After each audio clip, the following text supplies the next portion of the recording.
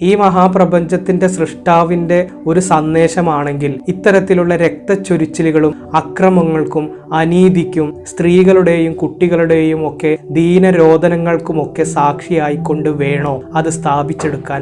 ദൈവത്തെ സംബന്ധിച്ചിടത്തോളം അത്തരത്തിലുള്ള ആക്രമണ മാർഗങ്ങളിലൂടെയാണോ തൻ്റെ സന്ദേശം പ്രചരിപ്പിക്കാനും അത് സ്ഥാപിക്കാനും ഒക്കെ സാധിക്കുക? നിഷ്കളങ്കരായ വിശ്വാസികളോടാണ് ഞാൻ ഈ സംവദിക്കുന്നത്. എൻ്റെ പ്രിയപ്പെട്ടവരെ, ലോകാവസാനം വരെയുള്ള മനുഷ്യർക്ക് നന്മയായിക്കൊണ്ട് അവന് ഇഹലോകത്ത് ജീവിക്കുമ്പോൾ സമാധാനത്തോടുകൂടി ശാന്തിയോടുകൂടി ജീവിക്കുന്നതിന് വേണ്ടിയുള്ള ഒരു മാർഗരേഖ അവതരിപ്പിക്കലാണ്. അതിൻ്റെ ലാസ്റ്റ് എഡിഷൻ ആയിക്കൊണ്ടാണ് ഖുർആൻ അവതീർണമായതെങ്കിൽ ഈ തരത്തിൽ രക്തച്ചൊരിച്ചിലുകളിലൂടെ അത് സ്ഥാപിച്ചെടുക്കുക എന്ന് പറയുമ്പോൾ അത് ദൈവത്തിൻ്റെ കഴിവുകേടായിട്ടാണോ അല്ലെങ്കിൽ മഹത്വമായിട്ടാണോ സാധാരണഗതിയിൽ നമുക്ക് ചിന്തിക്കാൻ കഴിയുക? യഥാർത്ഥത്തിൽ ദൈവം അത്രയും കഴിവുകെട്ടവനായിട്ട് വിശ്വസിക്കാൻ നമ്മുടെ ദൈവസങ്കല്പം നമ്മെ അനുവദിക്കുന്നില്ല. ദൈവം തമ്പുരാൻ തൻ്റെ സൃഷ്ടികളെ ജാതിയും മതവും ഒക്കെ തിരിച്ച് ഒരു വിഭാഗത്തെ മാത്രം നേർമാർഗത്തിലാക്കുകയും അവർക്ക് സ്വർഗം നൽകുകയും മോക്ഷം നൽകുകയും മറ്റ് വിഭാഗങ്ങളൊക്കെയും തന്നെ ദുർമാർഗത്തിലാക്കി എന്നതിൻ്റെ പേരിൽ